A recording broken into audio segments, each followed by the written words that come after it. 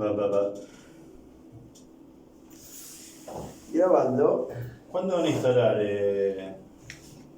auriculares o no? Y hasta que lo traiga. De una época, ¿no?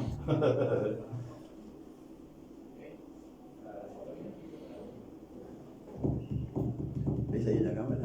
Estamos más o menos bien. Sí, todo bien. Veis algo. Está bien. Me acerco aquí. Porque si lo puedo entero el programa. No tengo que ver tanto.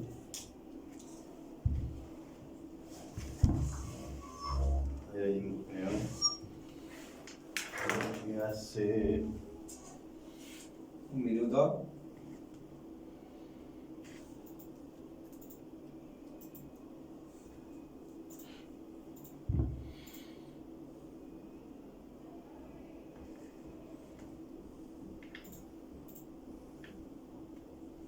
Te van directo, no joda esto. Van directo, no joda.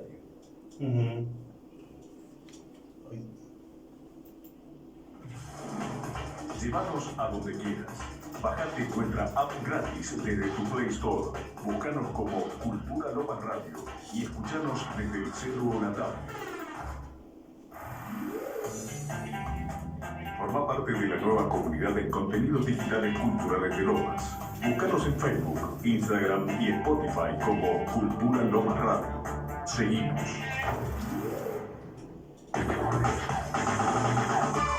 De lunes a sábados, la mejor programación de Cultura Lomas Radio. Miércoles, de 12 a 14, Sapos de Otro Pozo. De 15 a 16, Qué Quilombo. De 16 a 18, Mundo Cívico. De 18 a 20, Malas Noticias. De 20 a 22, Otra Cosa. Cultura Lomas Radio. Y toda la música de nuestros artistas locales. Miércoles 15 a 16, Qué Quilombo. Vamos en 5 con la música. A mitad de música abajo. A ver.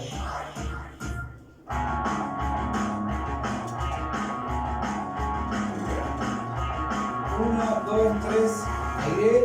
Muy, pero muy buenas tardes. Esto es Qué Quilombo, programa que sale por Radio Cultura Lomas, miércoles de 15 a 16 horas. Y me acompaña quien habla, Marco Víctor Pablo. En la operación técnica está Johnny y el señor Osvaldo González habla ahora.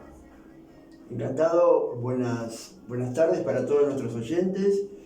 Saludos a que nos siguen acompañando por los mensajes que nos envían, por los saludos y la participación en los debates. Bueno, dijimos que nuestra radio supera las fronteras del distrito, capital y varios lugares que para qué mencionar nuevamente. Hoy tenemos un programa bastante intenso con varios temas que esperemos nos alcance la hora. Pero bueno, me gustaría que mi amigo y compañero Víctor pueda hacer una cronología de la obra de teatro que viste el fin de semana. Muy buena, ¿no? Sí, las dos que vi, que fueron Antiguas Desconocidas, un policial muy, digamos, de un corto tiempo, pero muy intenso y queda muy bueno. O sea, y aparte, cuando empiezas a ver la obra, ves que entran dos mujeres que van a hablar de un hombre, pero no sabes el vínculo de esas mujeres. Entonces, esto lo pueden ver los días domingos en Vicente Vega 4802 en el Teatro Tadrón. Y además, después vi una obra de danza teatro muy interesante desde la perspectiva que lo hizo la actriz y bailarina y poetisa, autora del texto, y además la adaptación que le hicieron. Porque habla la danza junto con una música muy introspectiva y un mantra que le daba cuerpo a la situación de la desaparición y luego de la aparición de esa persona que ella había perdido en un tiempo-espacio y del vacío. No, una cosa espectacular. ¿Dijiste el nombre? La bailarina, poetisa, actriz que protagonizó esta danza-teatro es Lelia María. Lelia es el nombre, María es el apellido, porque es italiana, es argentina, residente en Jujuy, pero bueno, viene a hacer esta obra. Y la dirección fue de Gabriel Yamil, en el marco del ciclo Música y Teatro 2, homenaje en el mes de la mujer. Perfecto, recomendamos a verla. Sí, por supuesto. Estamos con una temperatura de 28 grados en Lomas de Zamora, Son las 15:04 y vamos a empezar a hablar de los temas que nos presenta hoy Osvaldo González. Bien, el tema que habíamos quedado la vez pasada, que lo tratamos muy por arriba, porque el tema de la guerra de Croacia, la invasión rusa a Croacia nos llevó parte del tiempo. Habíamos hablado la vez pasada de libertad y amor y libertad, y ahora vamos a dejar el amor. Quizá lo volvemos con un poco más de tiempo. Tenemos una hora y se va volando el tiempo. Entonces pensamos continuar con el tema libertad y derechos. Porque estas cosas de la libertad y de las esencias de estos términos tienen que ver con la vida humana permanentemente y se entrelaza y se conjuga permanentemente en la sociedad.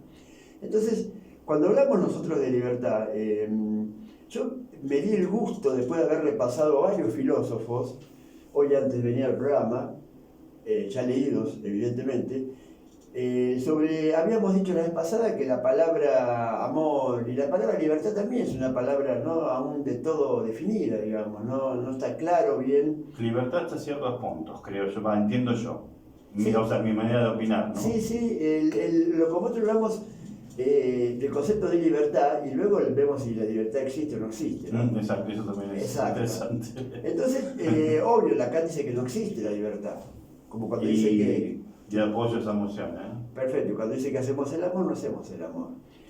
Bueno, ahí no sé. Bueno, sí, hacer el amor es una cuestión animal, digamos, no animal, pero del ser humano hormonalmente hablando, porque te salen las ganas porque no es excesivo ridícula palabra hacer el amor, es una palabra absolutamente ridícula y que a veces el sexo no está relacionado con el amor y a veces sí, y muchas veces sí. Pero sobre la libertad yo tomé 3 aspectos de la libertad. Después, Grieger, Sartre y Hegel dieron toda la pauta del existencialismo. De ahí se habló mucho de las dificultades del hombre en una sociedad para que su libertad sea realmente efectiva. Y ellos querían decir que había libertad, que se podía, libertad de expresarnos, libertad de actuar, libertad de decidir. Pero bueno, cada filósofo tiene una interpretación distinta. Sobre los griegos hablaban de la libertad en la realización, después se puede realizar. Lo vinculaban mucho al honor, a la conducta, al intelecto, a un hombre pleno, una formación plena.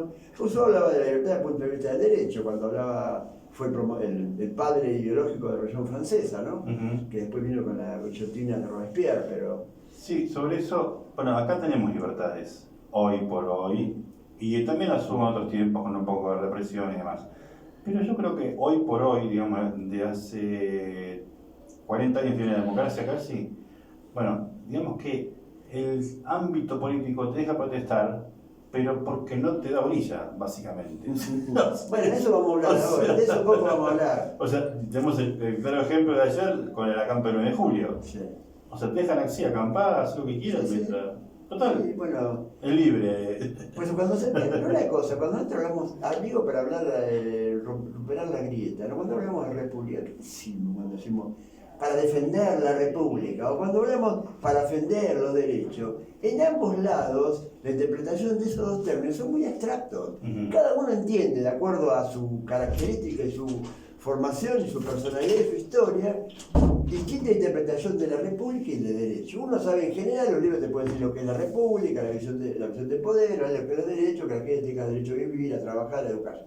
Pero vamos más a fondo de esto. Yo dividiría la libertad en 3 conceptos: libertad de conciencia, libertad de espíritu y una libertad material. Cuando digo el espíritu no me refiero al sentido religioso, a los sentimientos espirituales que condicionan mucho nuestro comportamiento y nuestra libertad. Vamos para empezar con la conciencia rápidamente.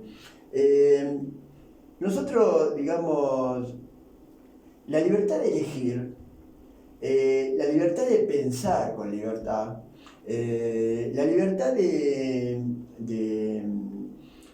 poder juzgar con libertad, ¿qué hace la conciencia? Tenemos que tener en cuenta que esa conciencia está muy limitada en nuestra capacidad como para poder llevar adelante estas acciones de libertad. Y yo digo, ¿por qué? Porque la conciencia nuestra, Nietzsche decía que la conciencia es su conciencia es un cúmulo de metáforas. Pero en realidad la conciencia, la subconsciencia y la conciencia es la formación de años de cultura, de historia y de un contexto territorial determinado que evidentemente nos pone limitaciones. Cuando nosotros decimos conciencia, para tener una posición crítica sobre una posición ideológica, tenemos que tener la capacidad, la independencia de conciencia como para poder interpretar esa realidad política o ideológica desde un punto neutral y crítico. Ahora, si vos te vas a subir a cualquier, digamos, cuando acá lanzamos 10 o 20 consignas, y tras esas consignas marchamos, sin haber hecho un análisis crítico y haberlos despojado de una cantidad de cuestiones que limitan esa reflexión, la libertad es muy limitada. Muchas cosas. Yo digo, si mañana hoy le preguntamos a uno de las personas que están cortando el 9 de julio, el marco de su libertad, y vos lo investigás y está sumamente coartada. La libertad de expresarse no, es la libertad o es la posibilidad, no, es la posibilidad, no, es la necesidad de ser arrastrada a un evento político reivindicativo sujeta a una necesidad económica social extrema. Cero libertad. A eso lo que voy yo con el tema de la libertad, cuando en el marco político le sirve a un lado y a otro. O sea, hacemos la protesta para un objetivo, claro, conseguir algo económico, no para cambiar la sociedad, claro, o que ese beneficio que tenemos retumbe en toda la sociedad, en un sector, nada más. Si hablamos de la izquierda argentina, lo que era antes el intento de hacer transformaciones estructurales, sociales, lo que soy la izquierda argentina, es lamentable el retroceso que ha vivido. Hoy la lucha de la izquierda argentina es por tener un 20% más de aumento de los planes sociales, por tener una caja más de alimentos, una ampliación de raciones para un comedor. Es lamentable que estemos enredados esas reivindicaciones prescindibles, pero no centrales de los objetivos. Tiene que ver también con el marco de la situación del Fondo Monetario, de la deuda y sí, todo pero yo hablo del individuo. Cuando vos decís, cuando Sartre plantea, o Descartes plantea, yo soy, luego existo, pienso, luego existo, nos limitamos a la capacidad que tiene el individuo para llevar adelante ese tipo de libertades. La de conciencia, tenemos para hablar una hora, la dejamos ahí. La espiritual tiene que ver con los prejuicios, las taras, los temores que tenemos y que el sistema, la sociedad y sobre todo el periodo religioso, nos han impuesto. Pero eso ya está más libre, o sea, hoy es el libre albedrío, la elección, o sea, vos tenés la diversidad cultural, la diversidad sexual, la diversidad de religión, sí, o sea, es mucho más abierto, no está encerrado. La cantidad de temores que nosotros tenemos hoy sobre la perspectiva de nuestra vida y del futuro fueron temores consolidados generación tras generación en un periodo oscuro de la Edad Media, que es el periodo bajo de la Edad Media, no alto, donde el hombre se lo llevó a tener temores, a sentirse culpable, a buscar en algún gesto o algún comportamiento el pecado que iba a ser castigado cuando fuera al cielo, al paraíso. Y aunque vos digas que hay diversidad y una cantidad de libertades, la mayoría de la población tiene una cantidad aún de prejuicios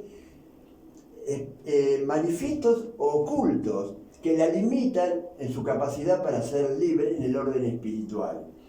Por ejemplo, claro que hay gente que de golpe es travesti, de golpe no tiene identidad sexual o tiene varias identidades sexuales, y eso está bien, el mundo avanza hacia ahí. Pero no quiere decir que convivan con ese comportamiento una cantidad de prejuicios. Una cantidad. Yo no sé si una persona que es homosexual no es racista, no sé. No tiene por qué, puede ser racista. Bueno, digamos, los prejuicios, digamos, es muy difícil si no tenemos una conciencia liberada de un montón de taras ideológicas y conceptuales, si no tenemos un espíritu más o menos liberado de una cantidad de prejuicios, temores que nos limitan. Creo que tenemos una sociedad muy dualmente hipócrita. Porque hay personas que son Obvio. casadas, que tienen hijos, que son homosexuales, pero en una parte escondida. O tienen otra pareja y tienen dos familias. O sea, creo que eso es una cosa de Bueno, esconder cierto de cosas que decís vos. es la culpa judeocristiana también. Del Ujú. hecho de no, porque la sociedad y mi mujer y mis hijos que van a decir, ¿qué es eso? No porque o quiere vivir una vida hipócrita porque prefiere vivir una vida de hipocresía antes de enfrentar los miedos que significa O sea, tener una doble vida de la elección que sea, pero también está lo económico también, porque Claro. si para otra persona lo descubre, la primer mujer y la Sí. madre de sus hijos, también está. el caos económico Pero yo te digo, Marcos, Obviamente que vos sabés que pesa, ¿no? nosotros, aliados en nuestros rincones más oscuros, hay una cantidad de prejuicios, temores y taras que no podemos terminar de romper.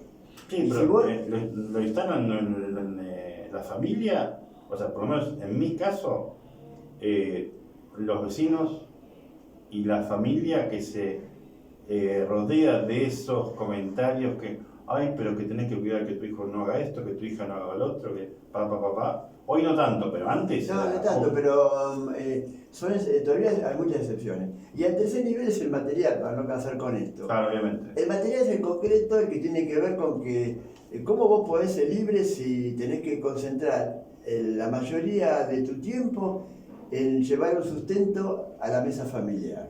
¿Cómo vos podés intentar ser libre para ir a una marcha independiente, luchando por tus derechos, cercenado por un sistema injusto, si a vos estás en una lista y estás obligada a manifestarte, puedas o no, o si no vas tenés que ir con un reemplazante y que si no vas, corre el riesgo tu política social. Ahora, ¿cómo alguien puede ser libre si no logra el acceso amplio y pleno a la educación? ¿Cómo alguien puede ser libre si no resuelve sus problemas de salud, físicos o psíquicos? ¿Cómo alguien puede ser libre si cuando intenta tener una manifestación de puro afecto con otro hombre es juzgado por algunos por una inclinación homosexual? Sí, tenemos, hoy no tanto, ¿eh? Hoy sí, obviamente, sí, hay ciertos sectores que todavía critican el punto Yo ese. viví en Canadá y vos le das un beso a un hombre y te miran con una cara. En Canadá, porque ahí no dan besos en la calle, acá damos besos a los hombres. Sí. No damos besos. Sí. Entonces yo diría, todo eso tiene que ver con los derechos. Cuando nosotros hablamos de derecho, y vamos, lamentablemente en este país tenemos que hablar de los derechos básicos, el derecho a la vida, el derecho a la alimentación, el derecho al trabajo, el derecho a la salud, derecho a la circulación. Pero los derechos no se limitan a eso. Esas son cosas inconclusas aún. Pero el derecho se extiende mucho más a otros sectores que también tienen ese tema resuelto, pero también carecen de derecho. Carecen de derecho a una igualdad ante la justicia, por ejemplo. ¿Quién dice que todos somos iguales ante la justicia? ¿Quién dice que vos podés acceder libremente a una función pública si no sos parte de una estructura política en la cual un dirigente determinado te abre la puerta para acceder a ese cargo? Mil te puedo Sí, nombrar. lo que pasa es que si vos lo pones a pensar desde ese punto de vista, No apareció Gifredo. ¿eh? No apareció Gifrido.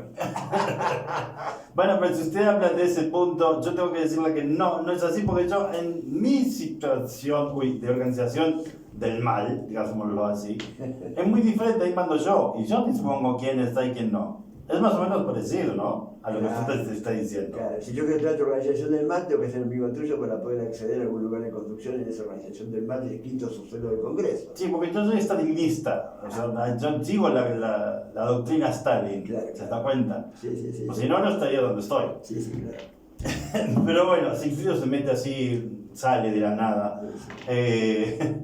Pero lo que estabas hablando vos, eso de De los derechos. De los derechos. Habíamos terminado con libertad y ¿a dónde derecho. empiezan? Porque cuando uno era chico, en mi caso por lo menos, yo también me planteaba en mi pensamiento hasta dónde tengo derecho yo como